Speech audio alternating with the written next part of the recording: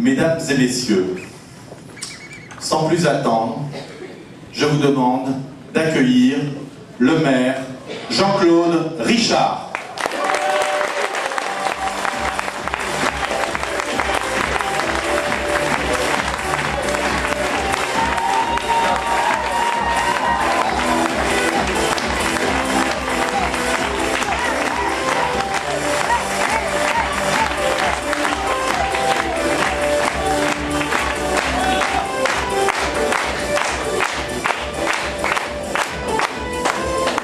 Monsieur le député, mesdames et messieurs et surtout chers amis, bonsoir. Bonsoir Jean-Claude Richard. J'ai une première question. Comment allez-vous? Bien. Bien, mais je vous avouerai que les journées sont quand même un peu chargées par les temps qui courent. Mais rassurez-vous ou inquiétez mes concurrents, ce n'est ni l'énergie ni la motivation qui me manquent.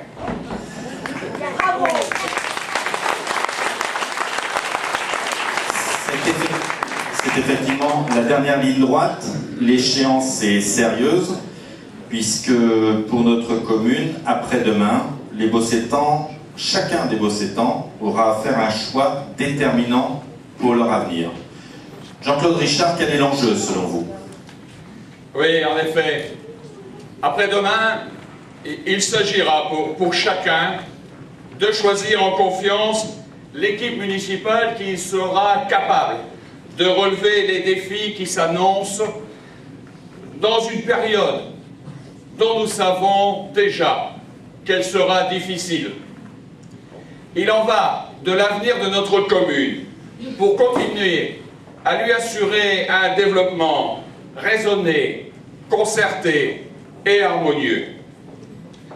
Un mandat électoral est une affaire sérieuse, je ne sais pas si tout le monde s'en est aperçu, qui doit s'appuyer sur une compétence prouvée et se mesurer par des résultats. Le Bossé n'a pas besoin d'illusions. Le Bossé a besoin de décisions. Le Bossé a besoin d'action. Le Bossé agit avec tous mes collègues ici présents d'être là où l'ambition du futur trouve ses racines dans la force de l'expérience. Nous exprimons par notre engagement la volonté d'abord d'être au service des autres, d'être à votre service. Et aucune médiocrité ne saurait nous atteindre parce que nous avons appris dans l'adversité à savoir distinguer l'essentiel de l'accessoire.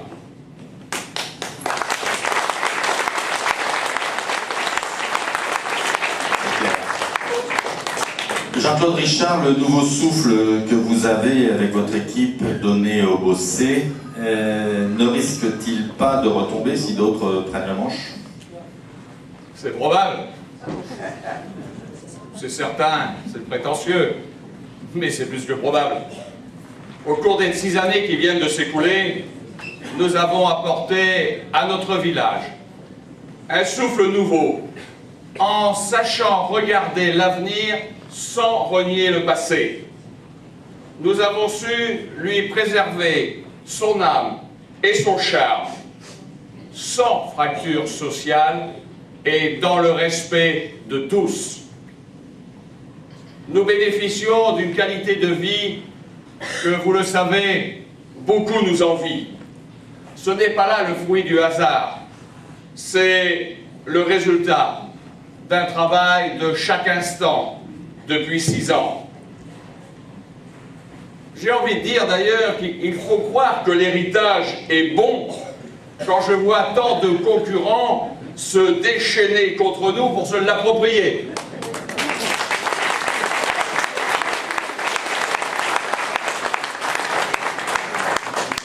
Dans une société où, pour certains, la politique se trouve réduite à la seule volonté de nuire, comme nous l'avons vu, il est encore ici des hommes et des femmes dont l'action désintéressée est au cœur des valeurs humaines qui les animent.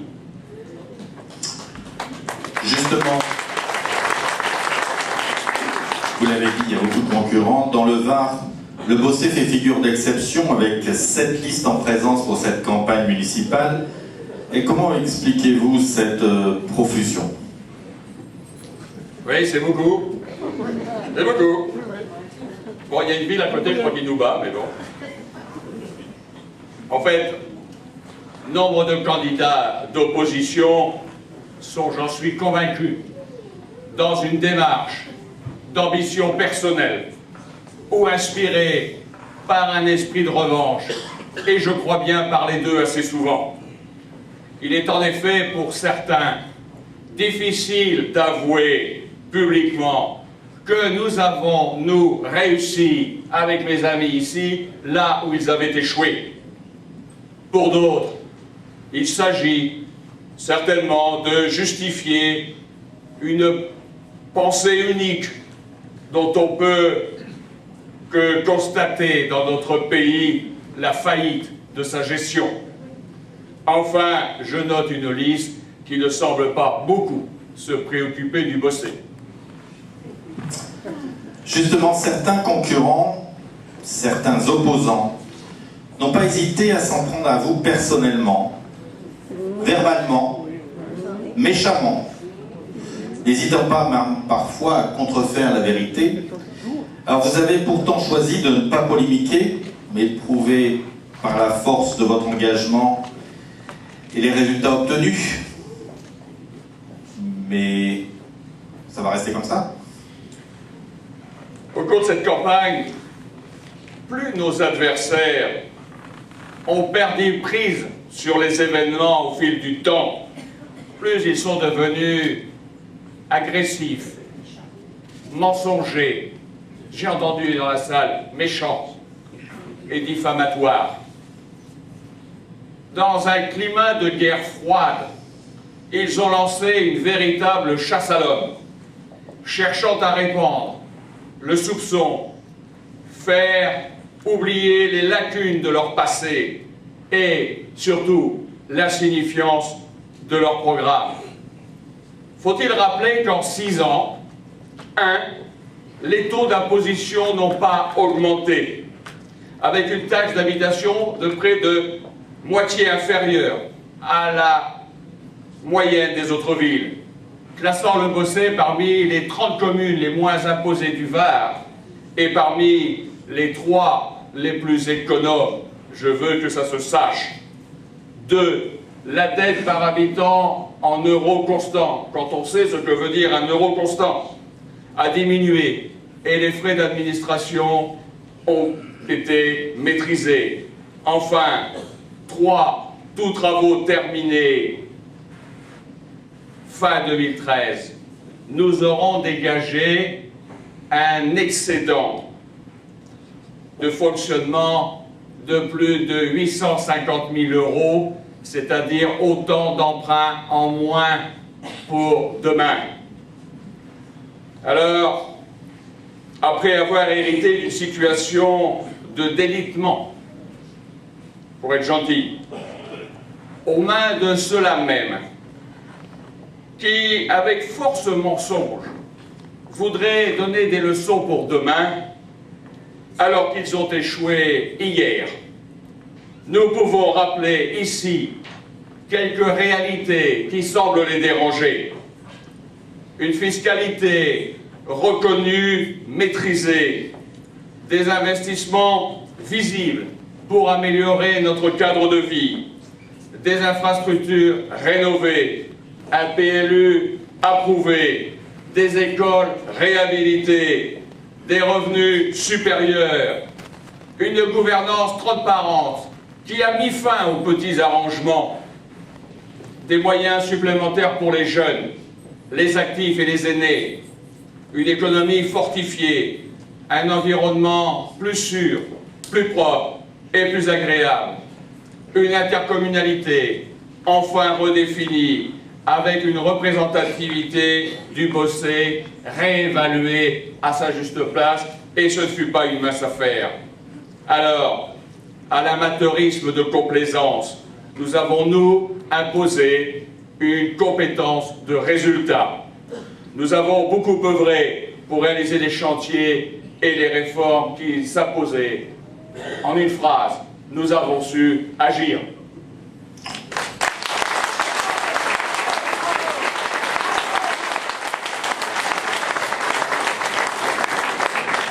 Et Jean-Claude Richard, qu'allez-vous faire ces 6 prochaines années? Alors, pour traverser une crise que je crois plus personne n'ose nier, plus personne, parce que je me rappelle quand même en 2008 avoir entendu des opposants au conseil municipal me dire « Monsieur le maire, pourquoi vous n'empruntez pas? Pourquoi vous n'augmentez pas les impôts? Mais la crise, quelle crise? C'est un rêve. » Oui, c'est un rêve. Bon, je pense qu'il est peut-être temps d'envoyer quelques personnes en soins palliatifs. Parce qu'en fait, le rêve, il est aujourd'hui malheureusement là.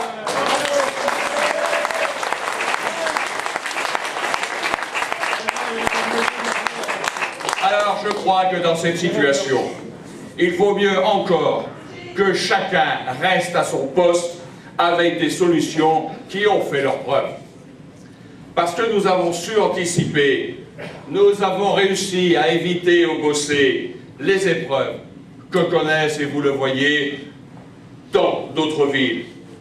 Nous les avons résolues par le travail. Nous les avons résolues par une disponibilité sans faille. C'est avec détermination que nous avons l'intention de poursuivre la tâche engagée. Vous savez, il y a un décalage fort entre le temps et la durée d'une élection et celui qu'il faut pour mener à bien des projets municipaux. Il est au moins du double. C'est d'ailleurs, je crois, le message qu'ont voulu me faire passer les Bossétans, qui ont souhaité qu'ensemble, nous puissions poursuivre notre action pour la mener jusqu'à son terme, et que je vais vous présenter.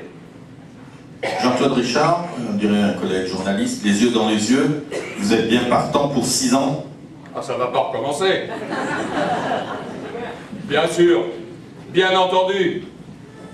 Bien entendu, si je suis élu, j'accomplirai pleinement et totalement mon mandat. Être maire n'est pas une activité à temps partiel.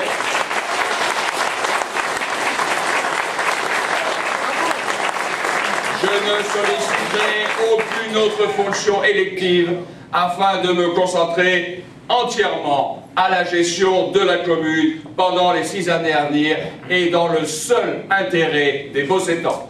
Voilà qui est dit. C'est une introduction musclée. On va continuer comme ça. Je vous invite maintenant à attaquer la première partie des 3. Rassurez-vous, on est là pour 1 heure. Ça va toujours?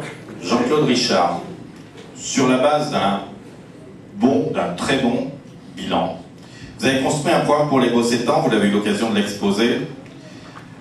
Bossétans pour les 6 prochaines années et 3 axes. Cadre de vie, cohésion sociale et économie dynamique. Vous pouvez les rappeler, s'il vous plaît? Oui, je dirais que c'est un bilan solide et visible de plusieurs années d'efforts qui ont permis, et vous l'avez vu lors de la précédente réunion dans un film très bien réalisé, vous avez pu voir que nous avons réussi au Bossé, depuis 2008, une véritable métamorphose. Nous avons fait de multiples réalisations, mais c'est aussi pour demain un programme qui repose sur un équilibre stable entre un cadre de vie agréable, mais aussi une cohésion sociale responsable et enfin une économie dynamique. Il est impératif que chacun de ces axes ait la même force et la même puissance de façon à ce que l'équilibre soit totalement assuré pour que le Bossé demain puisse continuer sur le même chemin. Mais c'est aussi surtout un plan d'action raisonnable, de proximité et finançable, parce que là, on entend tout, et finançable, mais sans pression fiscale supplémentaire, vous avez bien entendu, et sans projet pharaonique ni fantasme électoral.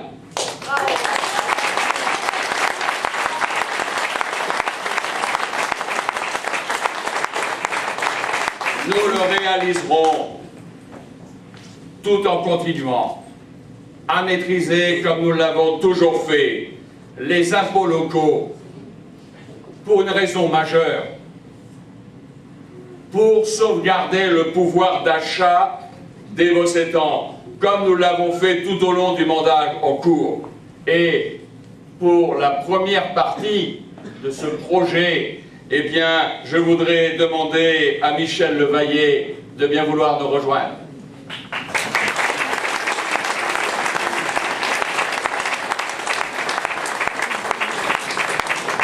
Bonsoir Michel Levaillet. Donc vous êtes dans l'équipe de Jean-Claude Richard, bien évidemment. Sur le cadre de vie, pouvez-vous nous donner des exemples de ce qui a été fait et qui vous a séduit? Tout d'abord, bonsoir à toutes les personnes que je n'ai pas saluées à leur arrivée. Alors, beaucoup de choses ont été réalisées, plus qu'il n'en a été pendant les mandats précédents. Comme vous me le demandez, je citerai ceux qui m'ont le plus marqué. S'agissant de travaux d'amélioration et d'entretien de surface de notre cadre de vie, je citerai la place de Gaulle, épurée, dégagée des racines des pins qui déformaient les trottoirs rendus, devenus par endroits dangereux, l'augmentation considérable de places de stationnement près du cœur du village et la réalisation d'une réelle halte routière sécurisée pour nos enfants et les moins jeunes qui utilisent les transports en commun. Le relocage de voies et de chemins à l'occasion de réhabilitation du réseau d'eau d'adduction d'eau potable, la sécurisation des trottoirs du rond-point Georges Pompidou au Casino, l'embellissement d'édifices et d'immeubles tels que l'hôtel de ville, la Perception, les écoles, la poste et, pour ne pas l'oublier, l'escalier de la Maison des Arts, qui n'est plus un morceau de béton.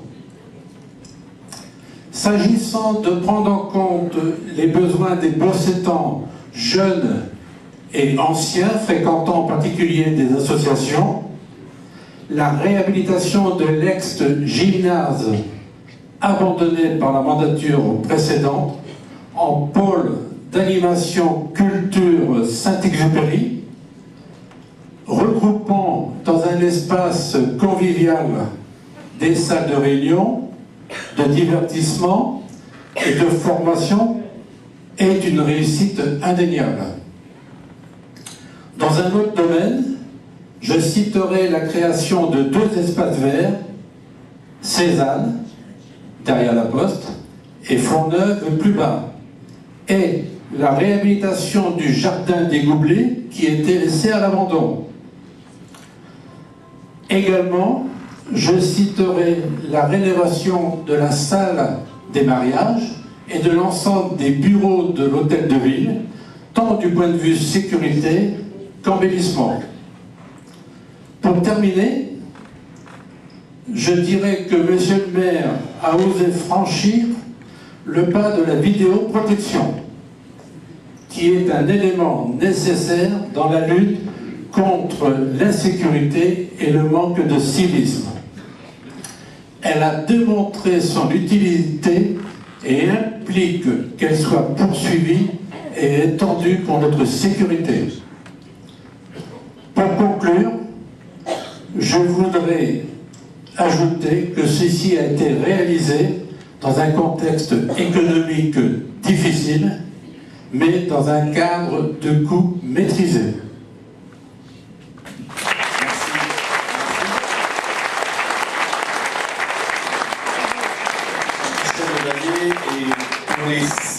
prochaines années.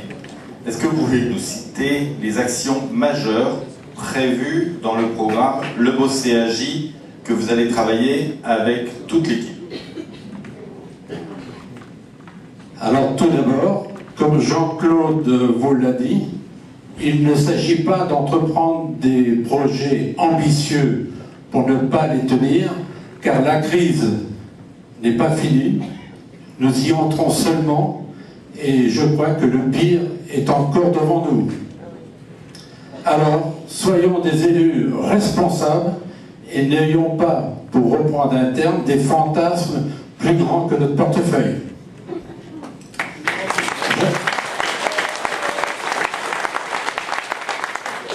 Je citerai la poursuite d'améliorations déjà apportées sous le mandat de Jean-Claude, et pour rester cohérent et de grâce pour éviter le changement, nous savons ce que cela donne au niveau national, entre autres, prolonger l'aménagement des trottoirs le long de la DN8, du casino jusqu'au service technique et le CFA.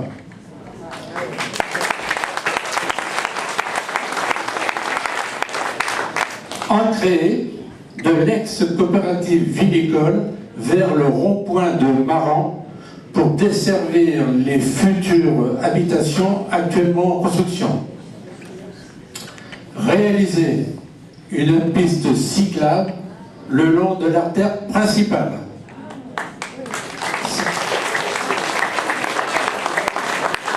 Ces deux projets seront réalisés avec la collaboration du Conseil général et je peux vous assurer que j'y ai déjà travaillé dessus avec eux.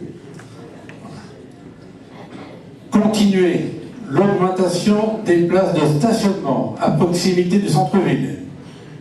Nous savons déjà que nous pourrons en dégager une centaine au moins.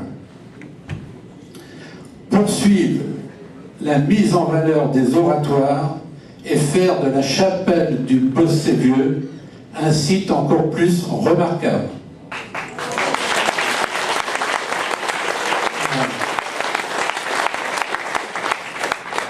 Créer un reposoir funérarium à proximité du cimetière.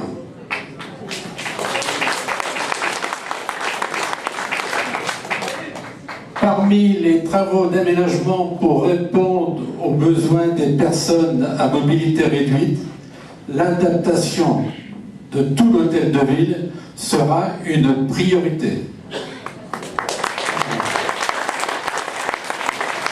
Pour terminer, dans ce schéma qui est beaucoup plus long, je citerai la conduite d'une étude hydraulique chemin de Pillet pour améliorer le réseau pluvial et anticiper au mieux d'éventuelles inondations. Merci M. Levalier. Je vous invite à rester sur l'estrade. J'ai une question complémentaire à Jean-Claude Richard. Expliquez-nous comment comptez-vous marier dans votre programme? Personne n'est blessé. C'est renversant le programme de Michel. Merci Michel. Vous avez donc une question. Comment comptez-vous marier dans le programme la cohérence, la continuité et la nouveauté? Oui, je vais rajouter, si vous permettez, une petite chose dans tout ce qu'a dit Michel, dans ce qui a été fait, parce que c'est certainement symbolique par rapport à tous les chantiers qui ont été menés. Mais je ne sais pas si vous le savez certainement, notre hôtel de ville a été construit en 1903. Eh bien, il a fallu notre mandat pour pouvoir y écrire sur le fronton « Liberté, égalité, fraternité ».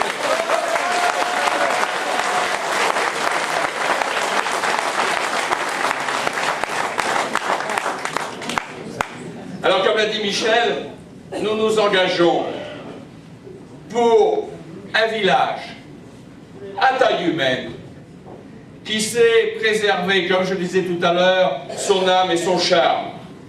Nous maintiendrons une croissance raisonnable et continuerons de valoriser les infrastructures dans le respect de notre patrimoine. Nous améliorerons l'accès aux transports en commun. Voitures, deux roues et piétons pourront cohabiter avec intelligence dans le respect de tous. Nous rénoverons les voies extérieures, tout ce que tu as abordé.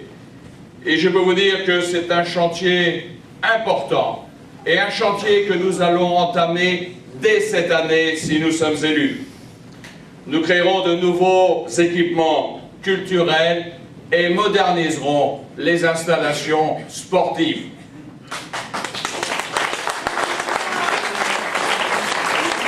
Et très rapidement, je peux vous le dire, dans une commune protégée et solidaire, la sécurité restera notre priorité, avec un renforcement très important des moyens matériels et des moyens humains, certes de la police municipale, mais aussi de la gendarmerie, avec des capacités accrues de surveillance et d'intervention.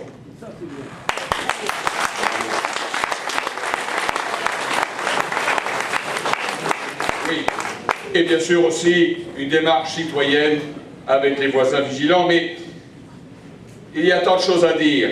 La propreté, les espaces verts et le fleurissement seront pour nous une exigence de tous les jours. Et je n'aurais pas besoin de le dire, et j'ai encore moins besoin de vous le prouver, parce que vous savez ce que nous avons fait.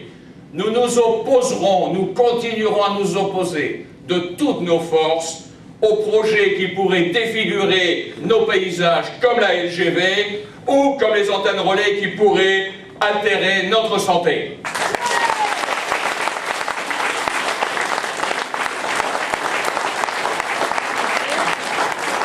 Le dire, c'est bien, le faire, c'est mieux.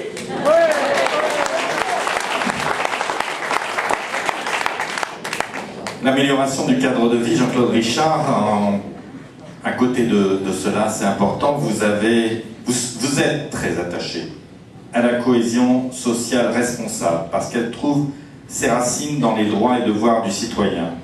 Je crois même que vous avez souvent dit que chacun devait se préoccuper autant de ses devoirs que de ses droits. Tout à fait. En effet, il est très clair pour moi, il est très clair pour notre équipe, pour le Bossé Agi, que la cohésion sociale au sein de notre commune doit s'appuyer sur une application sans faille de la laïcité et des responsabilités individuelles.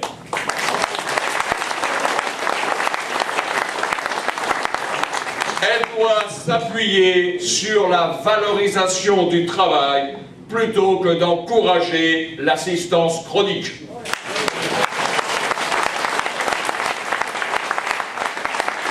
Elle doit s'attacher à défendre les principes de la famille.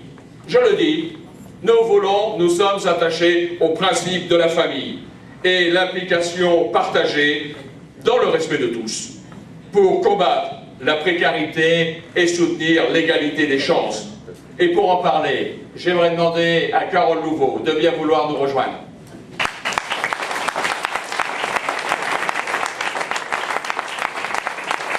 Bonsoir Carole Louveau, vous êtes un pilier de l'équipe de Jean-Claude.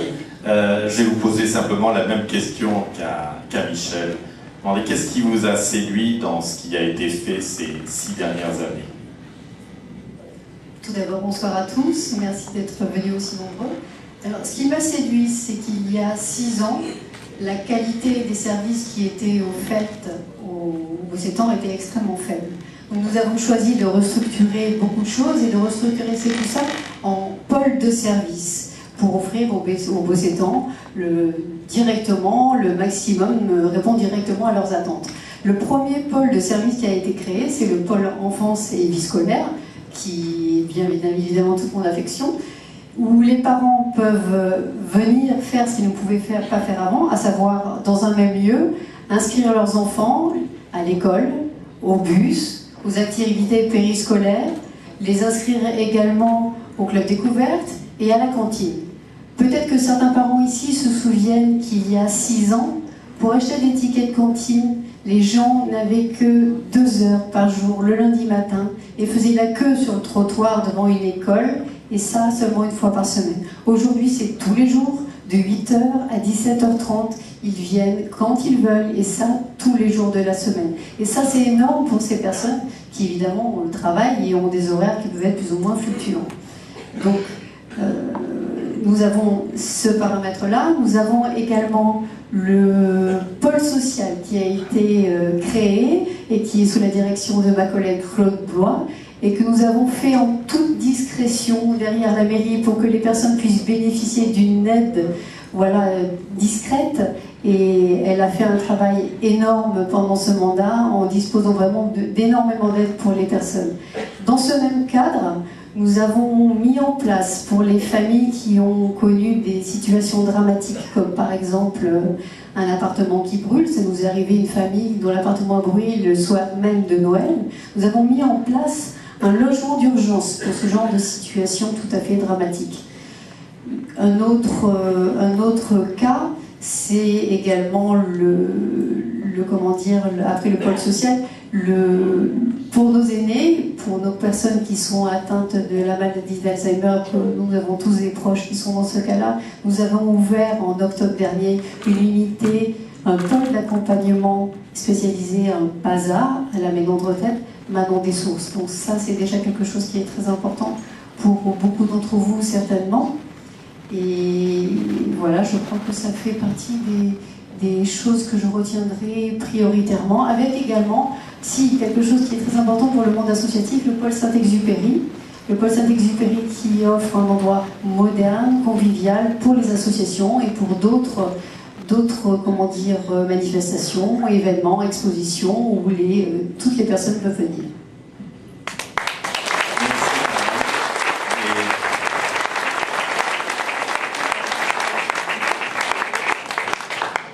C'était complet. Et sur les 6 prochaines années, dans le programme de l'EBO CAJ, quelles sont les actions que vous allez également mener avec toute l'équipe ? Alors c'est vrai qu'il y a des enjeux majeurs dans les 6 années qui arrivent. Alors nous avons un enjeu particulier qui touche notamment les jeunes actifs, à savoir la création d'une crèche. Nous sommes tout à fait conscients qu'il y a un besoin qui est très net, tout simplement parce que la population évolue, de plus en plus de parents, les 2 parents travaillent et donc ont des besoins impératifs de garde.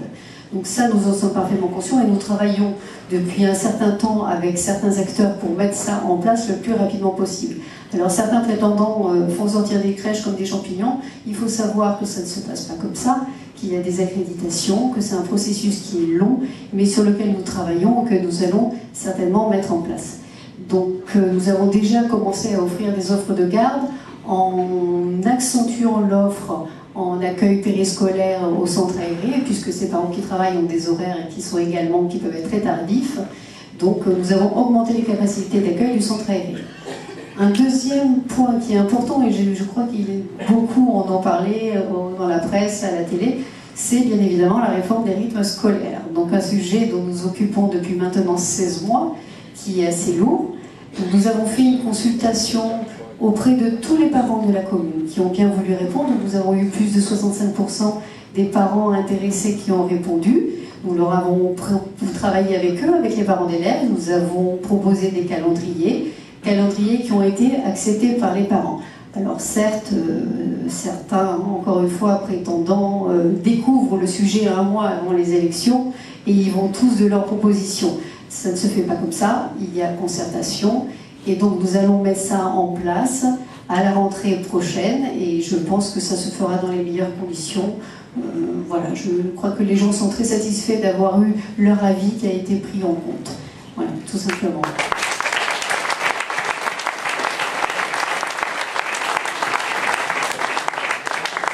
Autre chose qui est très importante et qu'il est bien de mentionner, j'ai évoqué tout à l'heure l'unité PASA qui a été ouverte. Mais c'est vrai que l'unité PASA, c'est très bien, nous en sommes extrêmement satisfaits, mais il faut aller plus loin. C'est bien pour ça que nous allons ouvrir une unité Alzheimer pour répondre à ces demandes de patients qui sont touchés par cette maladie, qui sont en grande difficulté. Et pour l'avoir connu très personnellement, pour toutes ces familles qui sont dans le besoin, dans la détresse, qui ne savent pas où mettre leurs parents, leurs grands-parents. Et ça, c'est vrai que c'est quelque chose auquel les gens sont confrontés et c'est vraiment dramatique. Donc nous allons mettre ça en place très rapidement. Nous sommes déjà dessus, nous l'avons déjà bien étudié. Donc nous avons cet aspect-là. Nous avons également pour nos aînés, car nous sommes très soucieux de nos aînés sur la commune, nous allons également être encore plus vigilants que ce que nous sommes aujourd'hui, puisque nous avions déjà un agent communal qui allait voir les personnes isolées.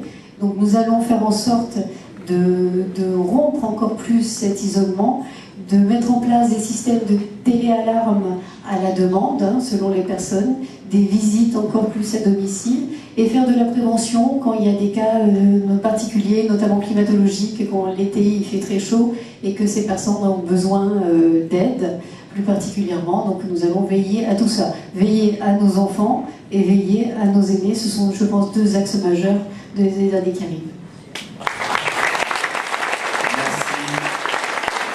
Merci Carole de nous en avoir parlé de ce sujet avec le cœur. Jean-Claude Richard, en un mot, comment allez-vous mener une démarche aussi engagée? Alors Carole l'a bien expliqué, elle a expliqué beaucoup de choses. Bien entendu, ce soir, nous n'avons pas l'intention d'être exhaustifs. Je vous rappelle qu'il y a un programme qui est à votre disposition, qui comprend 60 points, où vous y retrouvez tout ce que nous disons, et plus encore. Et en particulier cette crèche, ainsi que l'unité Alzheimer qui devrait très rapidement voir le jour, si affinité. Et puis il y a quelque chose aussi que je voudrais, sur lequel je voudrais appuyer, c'est l'effort que nous faisons et que nous avons bien l'intention de continuer à faire pour pouvoir avoir sur la commune des logements économiquement accessibles pour que chacun puisse bénéficier d'un habitat de qualité. Vous savez tous combien nous nous sommes battus contre, je dirais, une espèce de guérilla administrative qui voulait nous empêcher de réaliser ces logements sociaux. On a tout entendu. Vous voyez déjà ce qui se construit près du collège. Voilà, c'est ça que nous faisons. Des jolies petites villas, des jolis petits immeubles où on a tous envie d'aller habiter. La seule différence, c'est que plutôt que d'aider la spéculation, eh bien, nous pouvons proposer aux Bossétans un logement, je vais vous donner par exemple F3, 72 mètres carrés, haute qualité environnementale, à 370 € par mois. Voilà, c'est un choix et nous continuerons.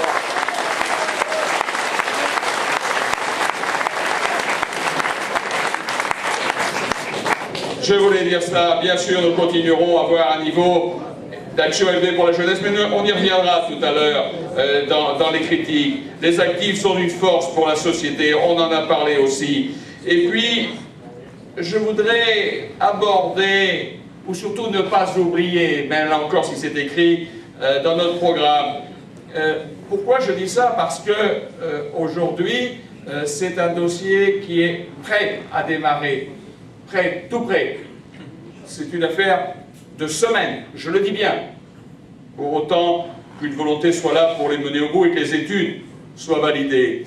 Nous allons avoir une nouvelle maison médicale qui sera construite dans un projet identifié dans une zone d'habitat mixte actuellement à urbaniser à l'entrée du Bossé. Cette zone existe, elle est dans le PLU qui a été fait, elle sera dégagée dans les mois qui viennent et dans cette zone, une nouvelle maison médicale sera construite pour y accueillir les praticiens et les professions de santé. Et ça sera justement l'occasion de revoir pour l'augmenter la permanence de soins dans le cadre d'une convention d'assistance qui sera transférée et étendue à toutes les heures du jour et de la nuit. Voilà.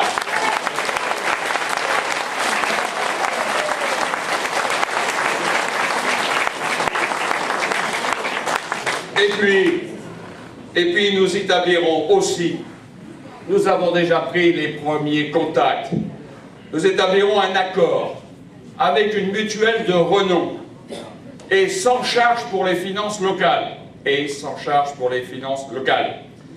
Nous allons donc établir un accord pour donner à chacun la possibilité de disposer d'une protection mutualiste complémentaire.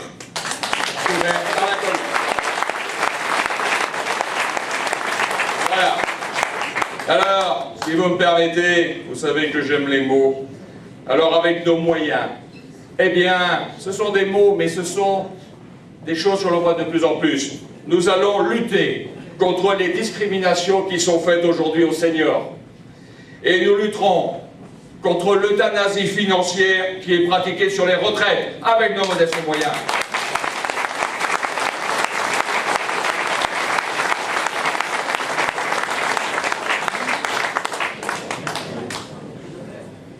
On l'a déjà évoqué lors des précédentes rencontres, on l'a dit tout à l'heure, les développements du cadre de vie, améliorer la cohésion sociale, ça doit s'appuyer sur un développement économique de notre territoire. On peut décrire la recette et le moyen d'action que vous allez engager.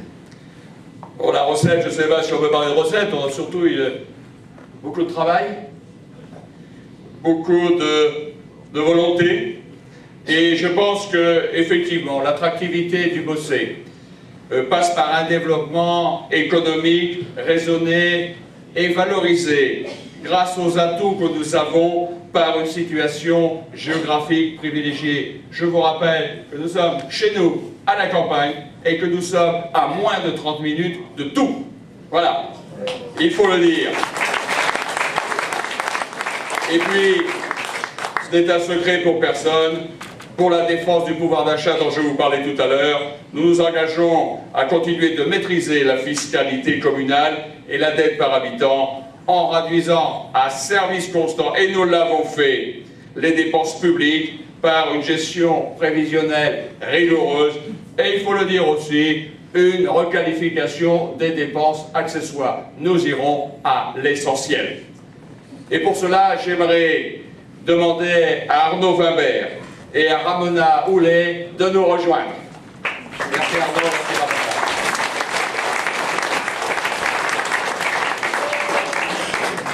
J'ai deux questions, donc ce sera une par personne. On va commencer par vous. Bonsoir Arnaud Wimbert. De ce qui a été fait en matière d'attractivité sur le développement économique, qu'est-ce qui vous semble avoir été le plus important? Alors, bonsoir à tous déjà. Alors, en matière d'attractivité, Jean-Claude en a parlé tout à l'heure, la première des choses qui m'a paru importante, c'est la rénovation urbaine. La rénovation urbaine, c'est l'embellissement de notre ville, de notre village, de notre centre-ville, et l'attractivité pour certains commerces haut de gamme qui se sont installés récemment ou ces dernières années, comme un chocolatier ou des traiteurs ou des bijoutiers, c'est fondamental. Comment imaginer que des commerces de cet ordre puissent s'installer dans un village ou dans un cœur de ville, un peu laissé à l'abandon? Je ne sais pas si vous avez vu le film Le Bossé Métamorphosé il y a quelques semaines. Je pense que c'était déjà plus compliqué pour les faire venir dans le centre, et ça a bien marché puisqu'aujourd'hui ils sont arrivés et ont participé notamment à l'obtention récente des commerçants de ce fameux label de proximité nationale. Donc je pense que c'est déjà un point important qui pourra servir. Il n'y a pas que ça. Il y a des startups, des éléments nouveaux, des entreprises novatrices qui sont venues s'installer. Donc c'est quand même un signe intéressant. Je pourrais parler également de la rénovation de la signalétique, parce que la signalétique, les panneaux d'affichage et toutes ces choses-là qui paraissent anodines, ça permet quand même aux touristes, aux clients, à toutes les personnes, aux entreprises de circuler dans notre commune de manière un petit peu plus fiable, sans tourner en rond. On a déjà des problèmes de circulation, c'est pas bien de l'en rajouter. Je pense également que le pôle Saint-Exupéry a été bien utilisé, bien rénové, parce que les associations peuvent s'en servir, mais pas uniquement les associations, et ça se sait peu. Les micro-entreprises et les TPE peuvent venir utiliser ce pôle. Et je pense que ça, c'est un élément également important pour la suite. Alors, ce qui m'a marqué, moi, dans les évolutions de ces 6 dernières années, et on est là pour continuer le combat et faire des choses encore mieux. Je vais laisser la parole à ma camarade. Merci Arnaud Vandel, c'était un flashback sur l'attractivité. Alors maintenant, le gros morceau, si j'ose dire. Bonsoir Ramona Olé. Dans le programme Le Bossé agit, quelles sont les actions les plus importantes prévues pour avoir un territoire dynamique au Bossé? Bonsoir à tous. Donc en effet, le temps ne permet pas d'être exhaustif, donc on va rester sur les points les plus essentiels. On a beaucoup réfléchi, on a beaucoup travaillé pour apporter des projets réalisables, répondant à une vraie demande. Donc pour avoir un territoire dynamique, j'ai envie de le synthétiser en 4 points. Tout d'abord, les entreprises, c'est-à-dire aussi bien les entreprises qui existent que les entreprises en création. Pour cela, concrètement, je rebondis sur la signalétique que Arnaud a mentionnée. Il faut continuer à l'harmoniser. Il y aura pour la création et aussi le développement des entreprises un forum annuel qui sera mis en place pour que les entrepreneurs puissent retrouver sur un même lieu les réponses à leurs questions. Il y aura un site internet qui sera créé pour justement, bilingue, pour justement soutenir les entrepreneurs. Ensuite, donc, également, il y a un lien avec la Chambre de commerce et d'industrie et la Chambre des métiers pour promouvoir l'entrepreneuriat de proximité. Également, n'oublions pas le CFA. Le CFA, qui est quand même une mine pour l'emploi des futurs apprentis. Un renforcement de lien avec la commune et le CFA. On promouvoit l'apprentissage, la clé pour le futur emploi. Du coup, deuxième axe, ce sont les demandeurs d'emploi, bien évidemment. Donc là, l'idée est de mettre en place également un site internet pour les demandeurs d'emploi et les offres locales et à proximité. Les offres contractuelles, les saisonniers, les stages, aider à ce niveau-là. Ensuite, le troisième point, l'économie rurale, c'est-à-dire de mettre en place un marché rural pour promouvoir les produits locaux. Nous avons de très bons produits. Je veux dire, moi je ne suis pas d'ici, mais je me régale. Donc, il y a aussi bien les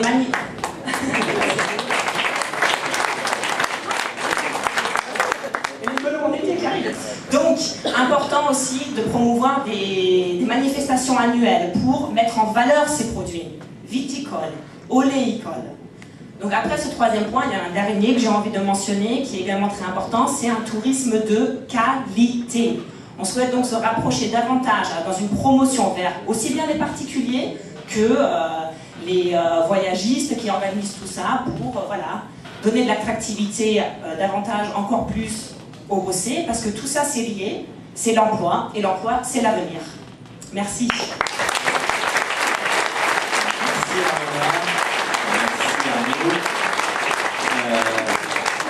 Jean-Claude Richard, quelle sera votre action dans le domaine de l'économie locale? Bien écoutez, avec tout ce que j'ai entendu, mes amis Michel, Carole, Arnaud et Ramona, je me demande si j'ai encore grand chose à dire, mais en tout cas ça me rassure pour le futur et ça doit vous rassurer. En tout cas, je serai, ainsi qu'avec tous mes collègues, particulièrement bien aidé, particulièrement bien épaulé. C'est important.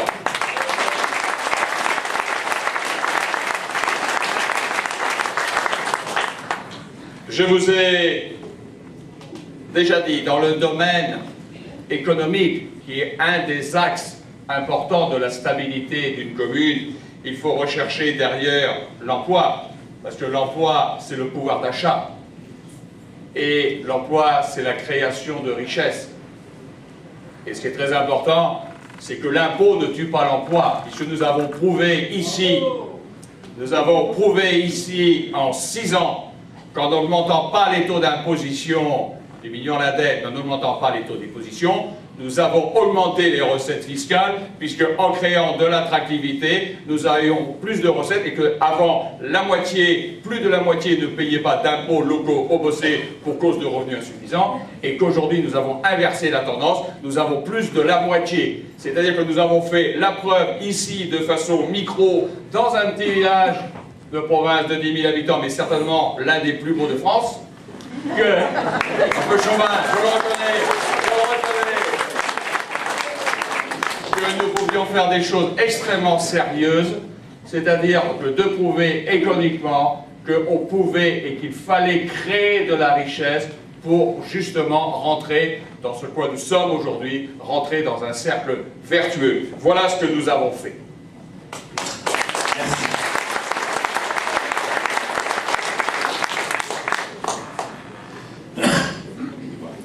Je vais remercier les Ramona, Arnaud, Carole, Michel, merci. Moi aussi.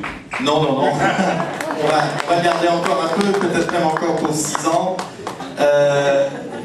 Justement, Jean-Claude, en quoi cette élection municipale est-elle différente de celles qui l'ont précédée? Alors il y a beaucoup de choses, je vais essayer aussi de faire court. Ça m'est difficile, moi qui suis bavard. Mais vous savez tous que nous subissons des restrictions importantes de financement qui sont dues par l'État, mais que l'État ne peut plus payer, ou que l'État ne veut pas payer aux collectivités territoriales, sans compter aussi les transferts de ces responsabilités étatiques qui sont transférées aux communes, mais sans compensation financière. Alors ça commence à faire un peu beaucoup. Donc ça, il faut le prendre en considération, il faut véritablement l'anticiper. C'est ce que nous avons fait, et je vous rappelle que nous avons pris un tas de services supplémentaires qui n'existaient pas, sans qu'il y ait de conséquences sur la fiscalité. Je prends par exemple les passeports, c'est un exemple. Eh bien, c'est la préfecture qui le faisait avant, maintenant c'est nous. C'est tellement bien fait chez nous, que comme c'est ouvert dans toute la France, on a des gens d'Aix-en-Provence qui viennent chez nous parce que c'est fait plus vite. Voilà. Et là, je vais faire payer, là. Bon, je plaisante. Alors, il y a un autre thème aussi qui va beaucoup changer dans les 6 années qui viennent.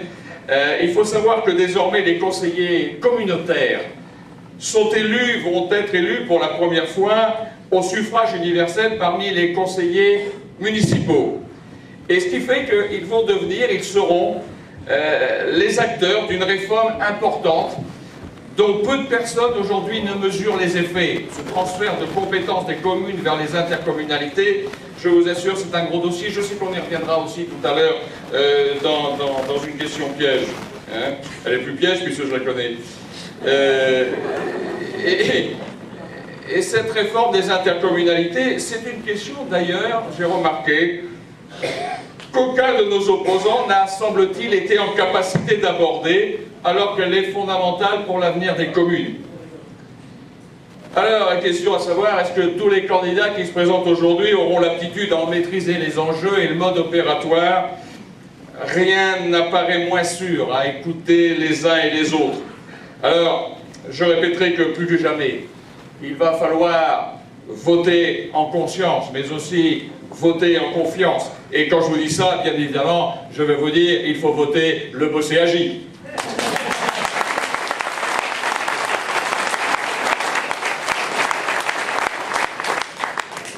Justement, je voudrais rebondir sur cet aspect des autres candidats pour aborder notre deuxième partie.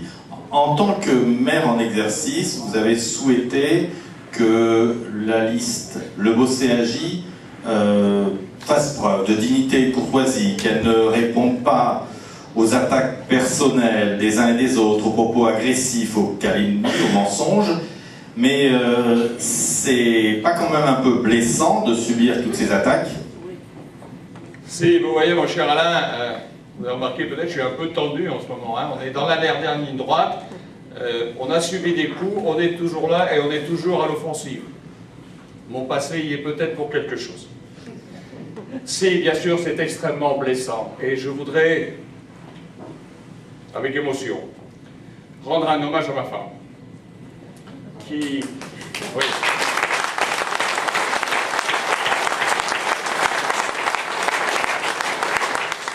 qui est là pour m'aider tous les jours face aux attaques qui sont formulées, aux mensonges, aux calomnies, aux diffamations, aux atteintes aux biens personnels. Il faut le savoir. Il faut le savoir. Donc effectivement, ça fait beaucoup. Ça fait beaucoup. Alors, bien sûr, nous avons voulu ignorer des comportements qui, je crois, démontrent la pauvreté des arguments de leurs auteurs. Toutefois, j'y répondrai, parce que ces derniers temps, la frontière de l'inacceptable a été franchie. Des manipulations grossières de chiffres, on le voit tous les jours dans des tracts mensongers, des déformations éhontées des faits, des insultes publiques comme ont dû subir quelques-unes de mes colistières dans la rue, des détériorations de biens, des pneus crevés, je vous disais tout à l'heure, oui, des jets d'excréments sur des façades maison, oui, il faut le savoir, des rumeurs infondées et malveillantes, des plagiats. Vous avez pu remarquer que nous avions sorti notre projet en premier. J'ai ressenti comme un copier-coller d'un certain nombre d'autres dossiers. Mais bon, après tout, c'est pas grave. Si c'est une bonne idée, autant qu'elle soit reprise. Et puis aussi quelques pressions sur des personnes. Mais vous voyez, je voudrais dépassionner. Je ne porte pas de jugement, je n'accuse personne parce que je ne le sais pas, sauf quelques faits très précis. Mais enfin, ça fait beaucoup. Je dirais que face à ces attitudes indignes du débat démocratique, et je crois que parce que les Bossétans ont le droit de connaître la réalité, je n'entends pas laisser sans réponse de telles affabulations. Et je me dois, avec quelques exemples, de rétablir une vérité qui dérange nos adversaires.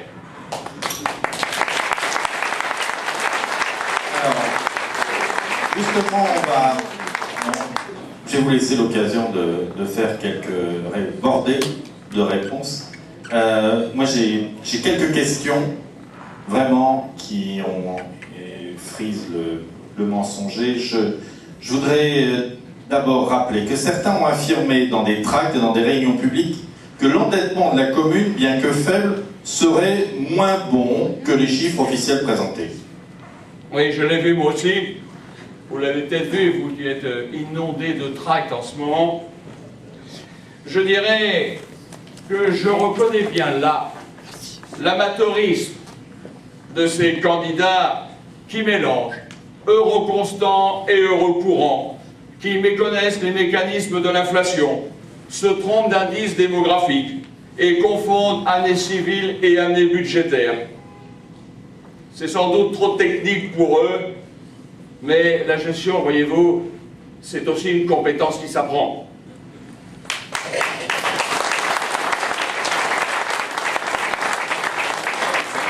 La réalité est simple. Il faut simplement diviser la dette d'une commune à valeur équivalente de pouvoir d'achat par le nombre réel d'habitants au même moment. Et c'est comme ça que sont calculés les ratios dans toutes les communes de France et d'Europe pour pouvoir faire des comparaisons fiables. J'ai même entendu dernièrement un de nos concurrents obligé d'être confronté à la réalité sur des chiffres du ministère des Finances, de dire « Ah ben les chiffres sont faux ». C'est dommage, c'est un de ses copains idéologiques, donc je ne comprends pas bien. Ben non, les chiffres sont sérieux. Ainsi, nous sommes passés de... Je dis bien en dette, vous allez voir comme c'est faible, le député, vous allez voir. Nous sommes passés de 529 € par an par habitant au 30 mars 2008, ce qui est déjà très faible, et ce l'était, il faut rendre hommage.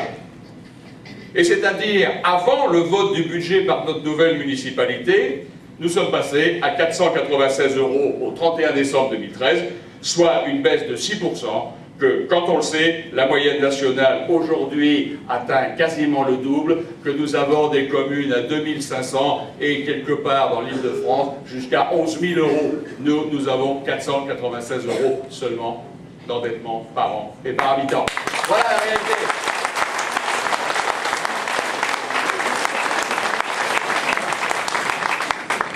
Deuxième question, on a besoin de clarifier.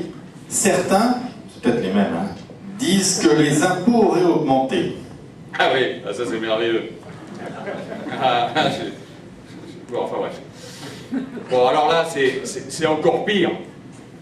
C'est encore pire, parce que chacun d'entre nous, chacun d'entre vous, il lui suffit de reprendre ces 6 dernières feuilles d'impôts, de taxes d'habitation, de taxes foncières, de regarder sur la colonne de gauche pour constater que le taux communal, seule variable sur laquelle peut intervenir le conseil municipal, n'a absolument pas changé.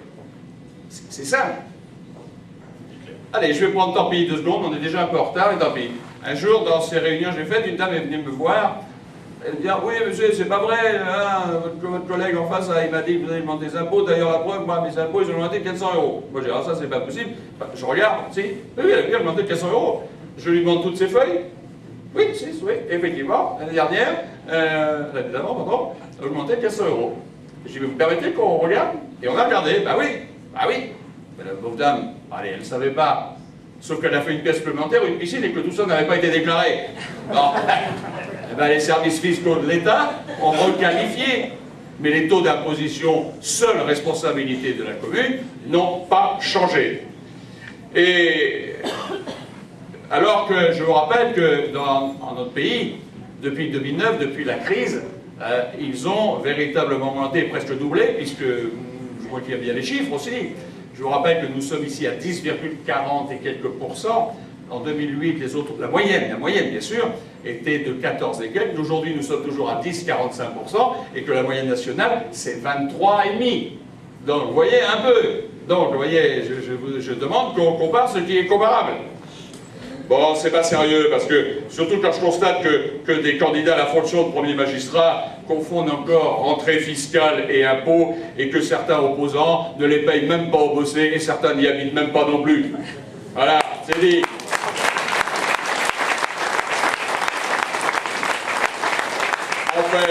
En fait, les recettes ont augmenté, parce que nous avons lutté efficacement contre la fraude, et des fois je finis par me demander si ce n'est pas cela qui dérange.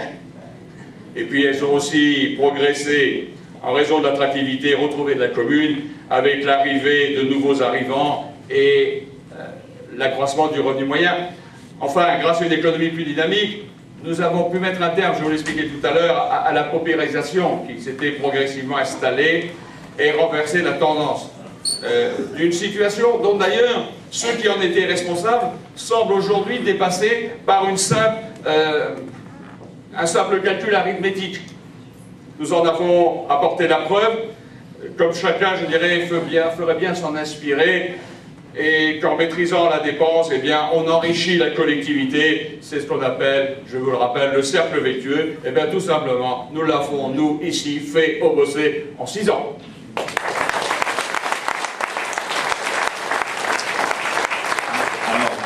Comme je vois que vous êtes en forme, je vais rajouter une troisième question. Alors, parmi les deux, il y a 2 têtes de liste candidats à votre siège qui ont dit annoncé partout que le PLU, notre plan local d'urbanisme, a été retoqué. Qu'en est-il vraiment? D'abord, vous avez l'habitude, vous voyez que l'adversité ne me fait pas peur.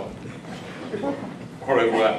Bon, dans les propos qui ont été tenus sur cette affaire de PLU, il y a encore une fois beaucoup de manipulations. Je vous rappelle que le PLU a été approuvé depuis plus d'1 an et demi et, rassurez-vous, il est toujours en vigueur. Donc, retoquer quoi, retoquer qui? Mais je crois qu'on ferait bien de se rappeler quand même que ceux qui en parlaient ont oublié de dire que notre commune est restée 14 ans. Je dis bien 14 ans, sans document d'urbanisme, sans document approprié. alors que ceux-là même qui émettent des critiques aujourd'hui étaient aux affaires de la commune, et figurez-vous que certains étaient même adjoints à l'urbanisme. Allez comprendre. Nous avons pallié à leurs insuffisances en faisant le travail qu'ils auraient dû faire. Je vais vous donner un exemple. Sur près de 4000 parcelles cadastrées sur la commune, réparties sur plus de 3500 hectares, nous n'avons eu à subir sur ce PLU, qui n'existait pas donc, nous n'avons eu à subir que 16 contentieux, soit un taux de 0,4%, 4 pour 1000, c'est tout, de recours, dont plus de la moitié des pétitionnaires n'habitaient pas le Bossé. Sur les 6 dossiers de plaignants traités par la Chambre administrative, 5 ont été rejetés et leurs auteurs ont été condamnés à payer des frais à la commune, merci pour les finances, y compris, et ne me demandez pas de citer qui que ce soit, y compris certains de nos voisins.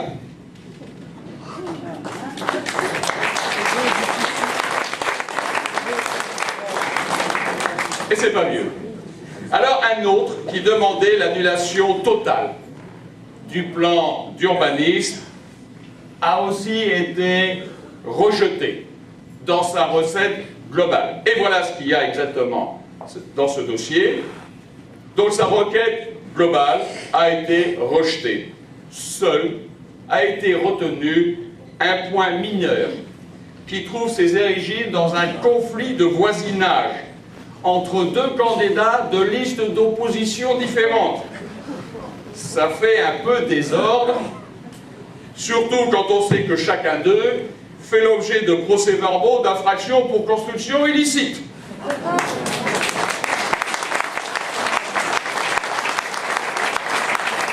Au résultat, seul un rayon d'environ 25 mètres d'une maison est abrogé sans même devoir le règlement de référence. Voilà qui, je pense, va remettre les pendules de la vérité à l'heure.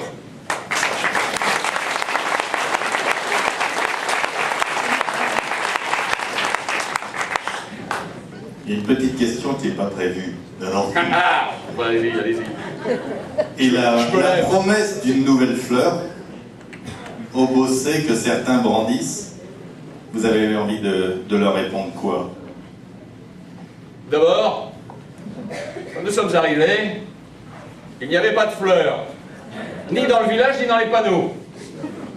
Quand nous avons commencé, grâce à mon ami Gérard, je ne sais pas s'il est dans la salle, oui, grâce à Gérard, qui a dû subir mon caractère quand même, ça mérite une médaille, a mis des fleurs partout, et puis s'est attaché à obtenir cette reconnaissance. Donc pour nous, une fleur sur un panneau, eh bien, c'est pas... on n'en est pas débarrassé de sa promesse électorale pour autant. C'est-à-dire qu'on met d'abord des fleurs, et après, on en demande la reconnaissance. Donc bien sûr, nous continuerons à fleurir, parce que fleurs, c'est la gaieté, c'est la vie, et regardez, dès qu'il fait beau, au printemps et tout, eh bien, ce village est fleuri. Donc encore une fois, nous préférons les actes aux mots.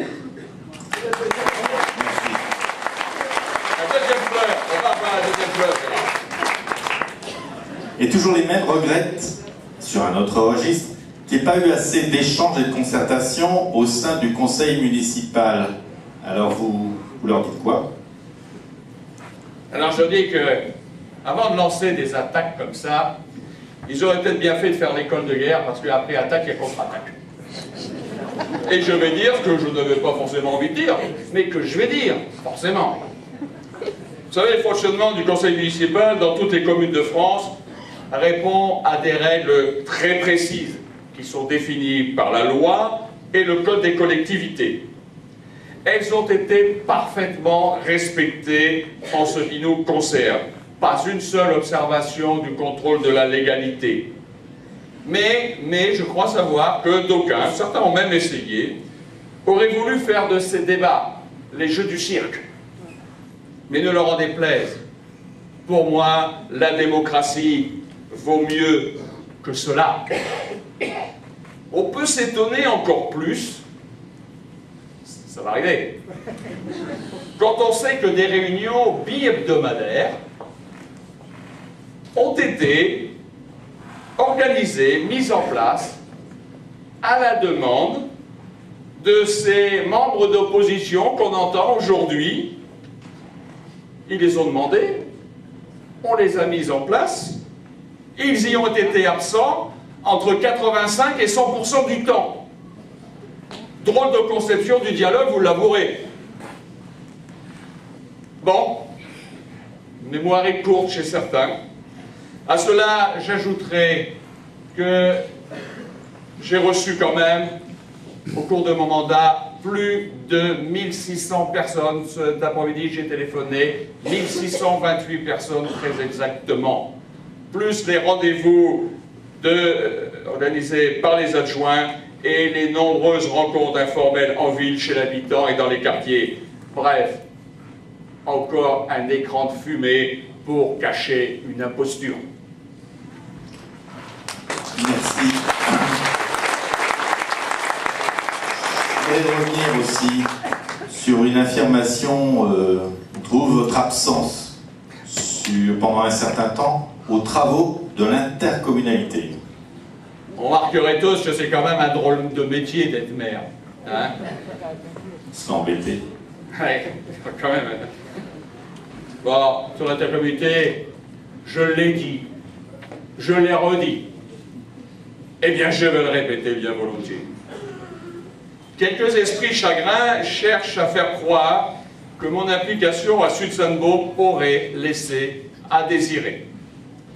Ce qui est vrai, c'est que je n'aime pas perdre mon temps, vous l'avez peut-être remarqué, et qu'en 6 ans, j'ai en effet boycotté pendant plus de 18 mois la gouvernance surannée d'une communauté de communes où les intérêts du Bossé n'étaient pas reconnus. Je l'ai fait, je l'assume, je le revendique. Bravo.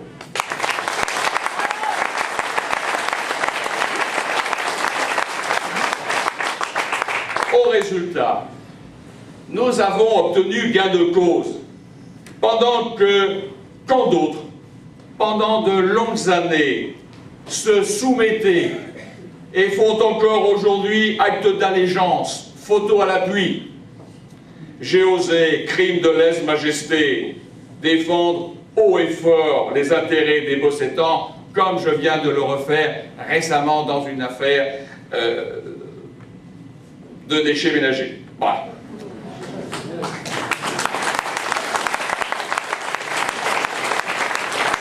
Parce que, victime d'un système verrouillé par des ententes préhistoriques, les besoins de nos concitoyens étaient au mieux négligés et parfois dédaignés. Alors, après le temps de la discussion, puis le temps de la négociation, quand rien n'y peut, vient alors le temps de se faire entendre, et s'il le faut, par le silence, prenant en cela exemple sur des hommes et des femmes d'envergure qui ont su, au risque d'être critiqués, agir quand d'autres se conduisaient en courtisans. Aujourd'hui, les bénéfices sont là, l'intercommunalité est revue, le Bossé a enfin une place qui compte et les fonds de concours ont été versés, plus d'1 300 000 ces 3 dernières années. Voilà, je dis aujourd'hui, les bénéfices sont là.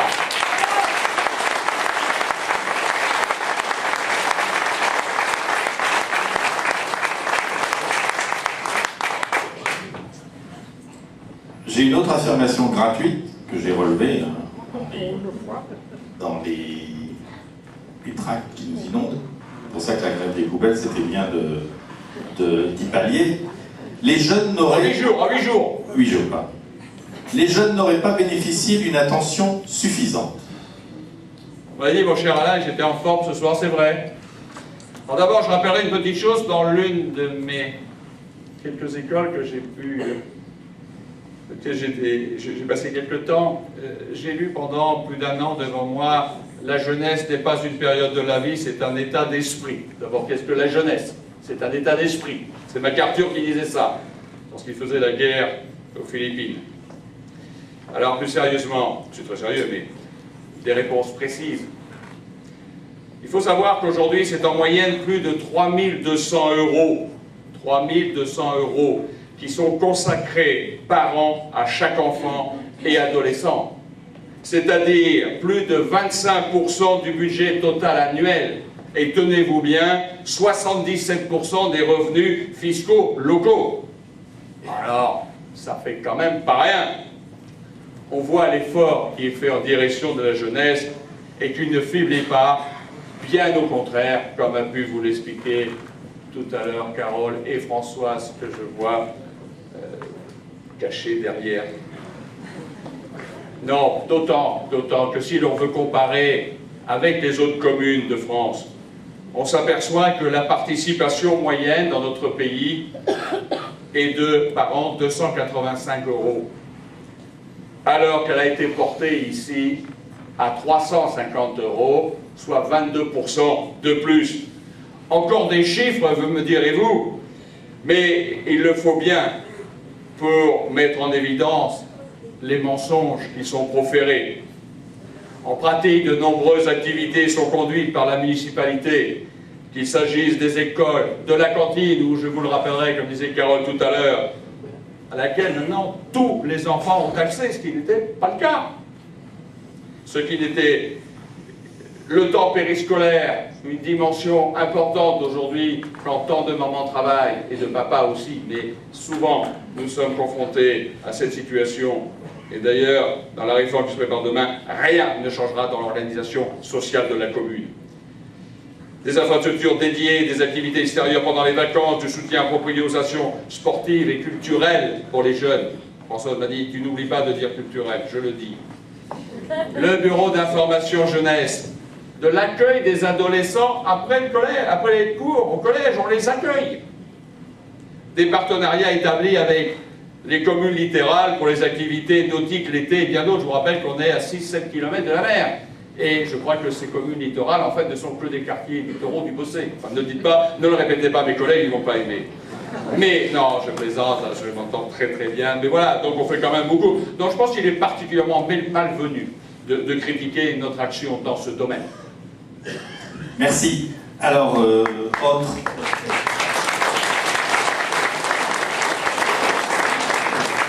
J'avais une autre affirmation gratuite. Il y a des commerçants, alors pas tous, il faut le préciser, et pour certains d'ailleurs, ils sont sur les listes d'opposition.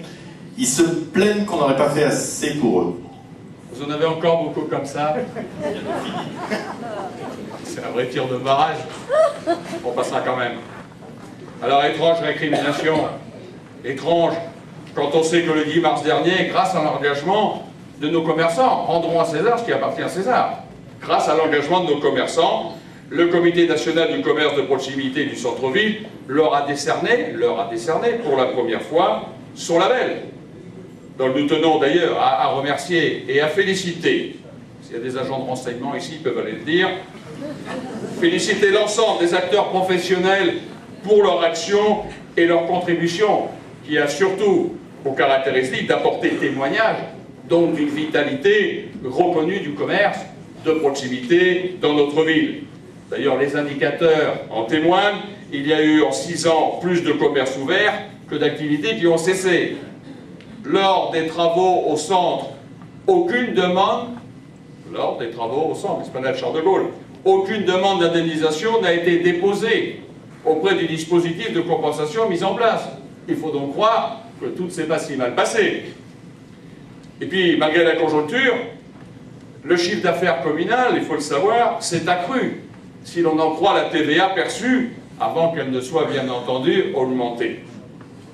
Alors, si la commune est effectivement un acteur économique important, par son architecture urbaine, par son organisation, comme par exemple tous les parkings gratuits, c'est suffisamment rare pour une commune de 10 000 habitants, ou presque, pour pouvoir le signaler. Hein?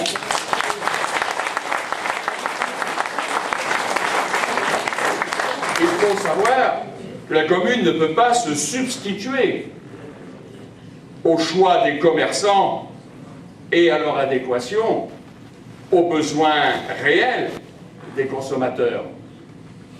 Dans un pays de libre entreprise, le risque est le corollaire du profit. Il est des décisions qu'il faut savoir assumer et ne pas mélanger engagement politique et défense d'intérêts catégoriels.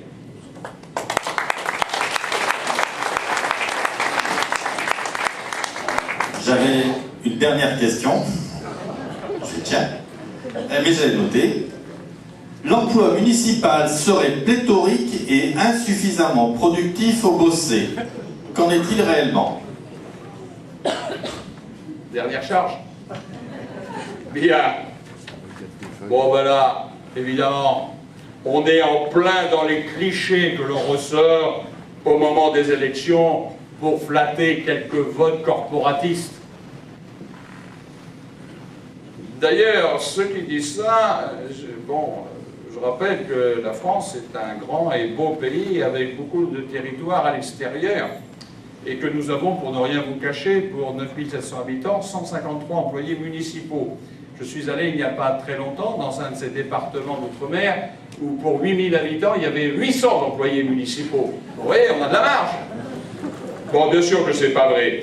Eh bien, et on va commencer. Prenons le cas des agents spécialisés des écoles maternelles, les ATSEM. Il va m'en vouloir, mais il en a dit assez sur moi.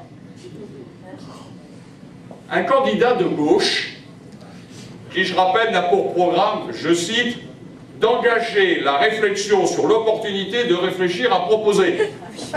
Bref, un François Hollande au Bossé.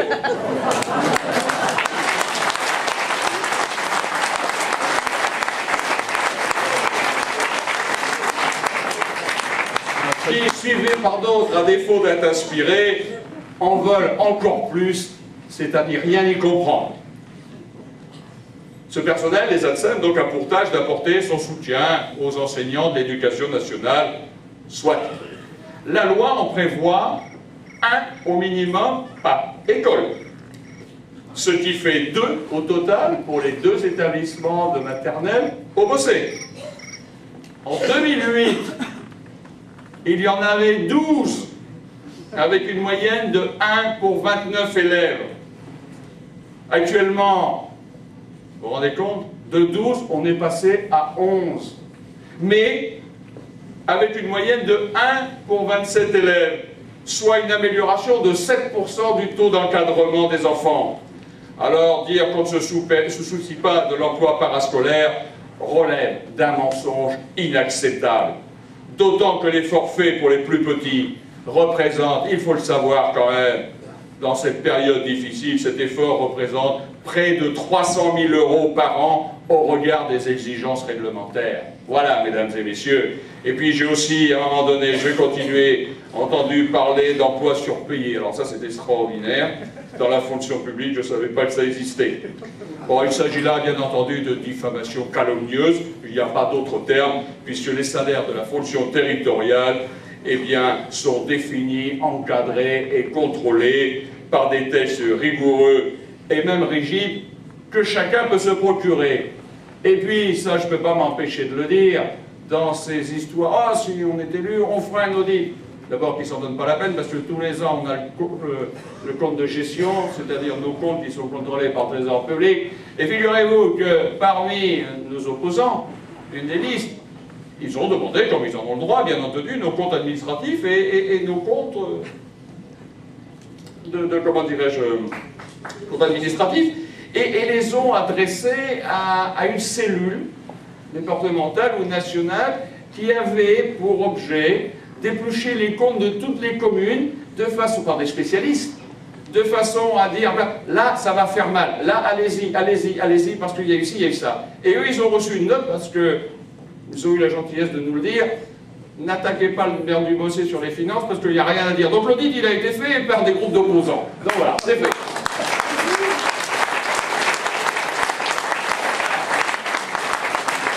Alors c'est plus, il faut savoir, plus de 250 000 heures de travail qui sont chaque année consacrées à la commune.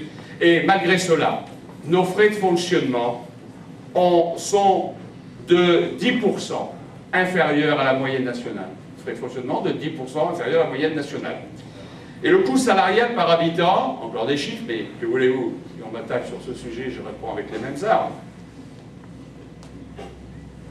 Avec peut-être un peu plus de longueur de tir.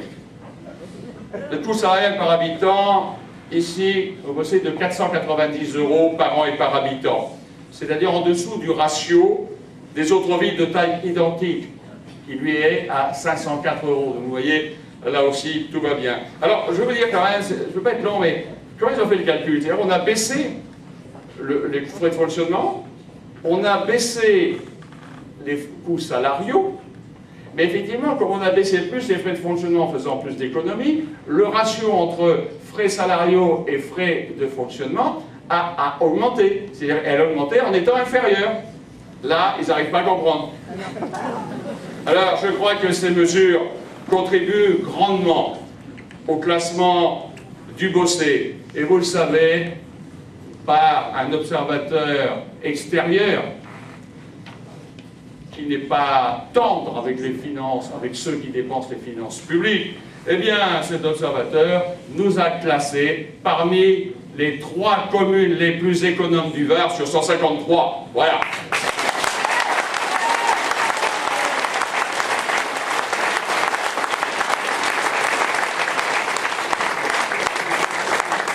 Pour terminer,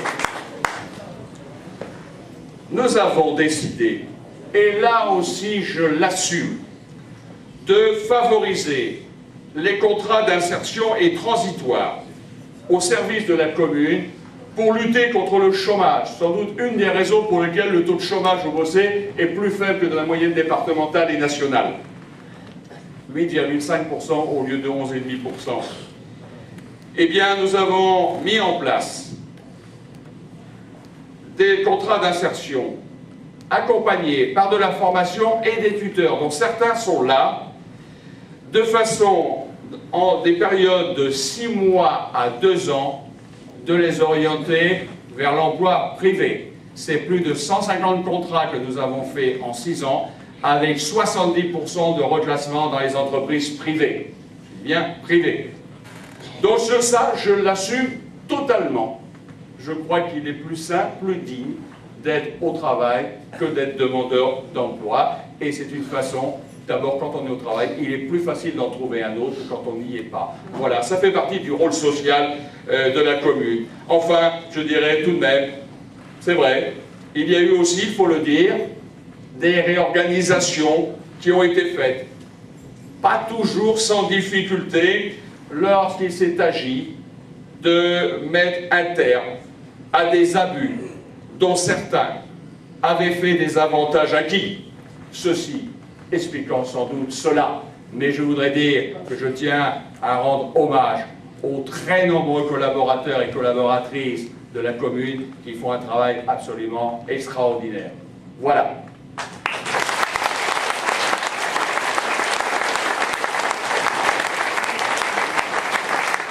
Je crois qu'on peut les applaudir plus longtemps. Oui.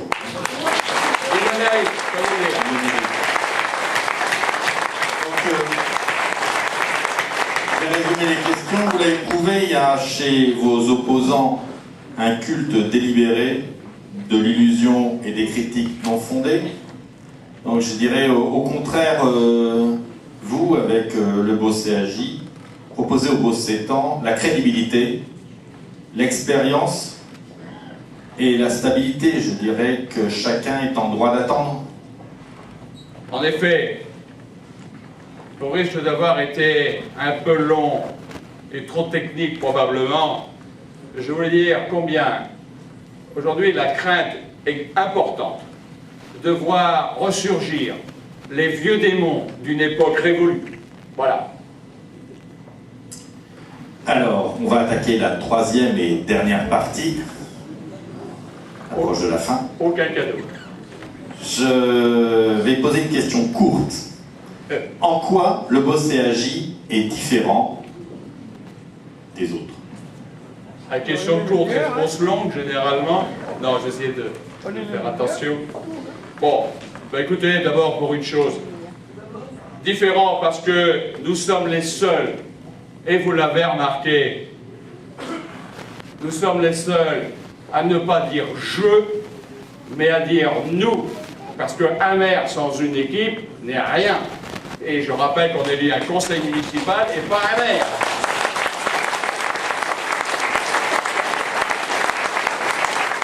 D'ailleurs, j'invite tous mes amis policiers de l'Eau-Sergie de venir me rejoindre.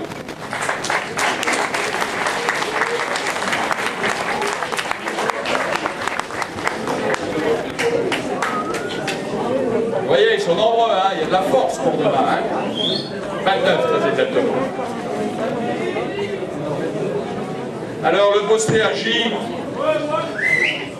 est une équipe solidaire et dynamique, très représentative de la population actuelle qui se met au service du Beaussais et des Beaucétans. Je ne sais pas si vous avez remarqué, mais toutes les générations sont représentées en parfaite parité. On note un nombre significatif de jeunes actifs à fort potentiel dans leur domaine de compétences, mais aussi des hommes et des femmes qui ont acquis leur expérience aux épreuves de la vie. Vous pourrez compter sur des élus municipaux disponibles, efficaces et motivés, qui connaissent surtout les enjeux de notre territoire. Ils sauront faire preuve des capacités techniques et humaines nécessaires pour continuer à bâtir un cadre de vie agréable, une cohésion sociale responsable et un environnement économique attractif. Avec eux, avec vous et ensemble, notre commune va continuer à se développer, notre commune va continuer à s'embellir, notre commune va continuer à se renforcer. Nous voulons une société moderne, mais nous voulons une société chaleureuse, une société respectueuse d'autrui. Celui ou celle qui accepte les servitudes de la vie publique doit le faire en conscience d'une volonté collective, où le rapport à l'individu, c'est, malgré les injustices et les blessures intimes, s'effacer derrière l'intérêt général.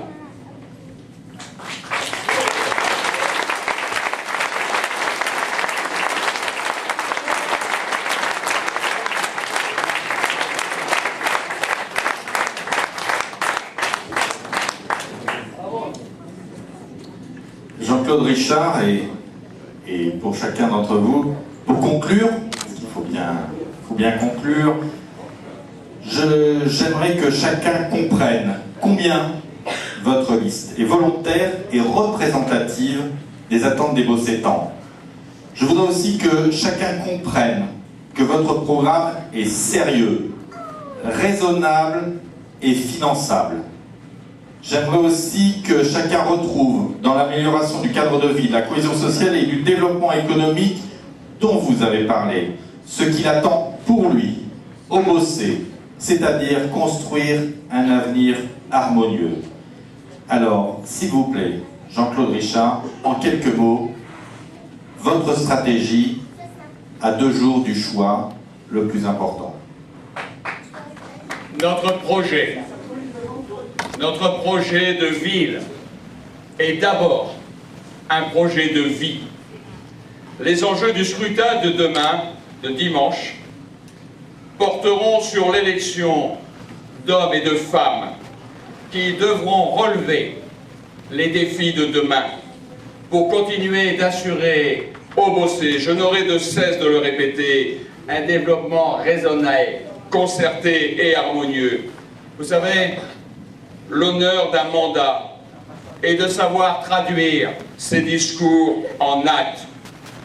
La mission d'une équipe municipale, c'est d'abord de veiller au bien-être collectif. Comme vous tous ici, j'aime mon village, j'aime le Beaussais.